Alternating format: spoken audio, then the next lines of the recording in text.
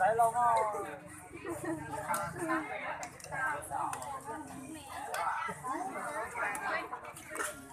muốn ra chín nào chín nào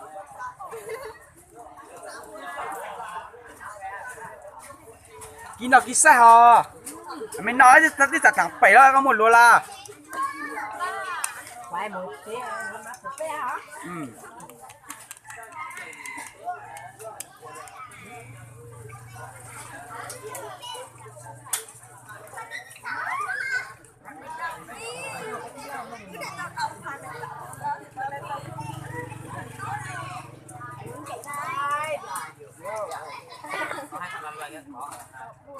Anh này em muốn ăn đi.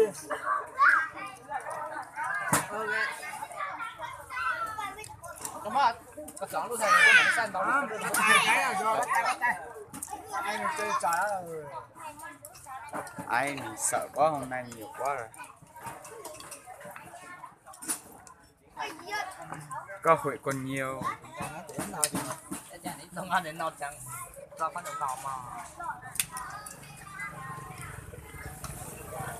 mai mốt anh đăng lên mà Malaysia nhá chị hả? mai mốt anh đăng lên YouTube mà đi lên mình nhá Không đăng lên YouTube đâu anh ơi. đăng YouTube mới hay Đăng lên. YouTube này kiếm nó tiền này dạ sao Loại này đang lên YouTube mà còn không biết tiếng gì hết.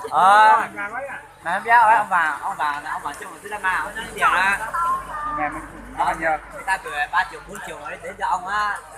Nhưng mà là rồi sẽ được Trang tiền rồi. mấy ông có ai không yên tâm mà nó lên cho trang không mà. Mấy triệu à? Nó 5 đô. Mà sao đấy? Như mày đâu?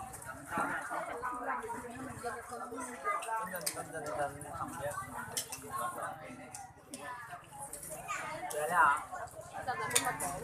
Đấy à?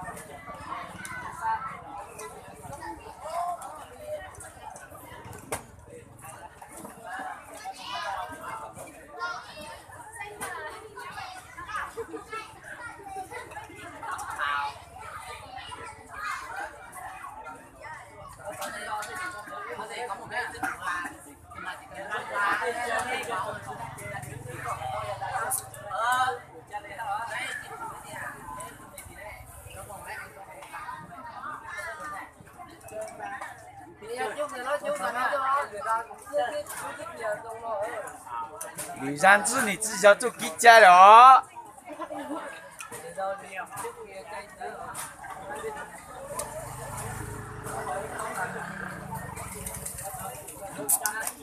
现在这种子的简直做个好啊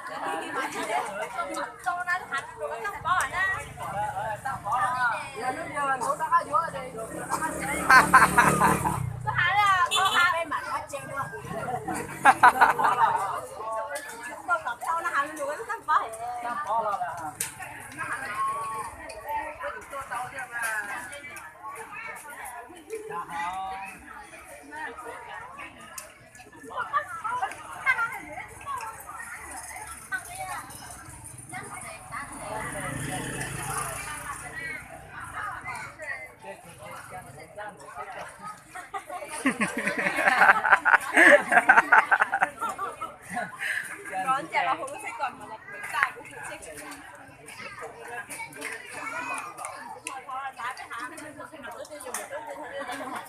Hãy subscribe cho kênh Ghiền Mì Gõ để không bỏ lỡ những video hấp dẫn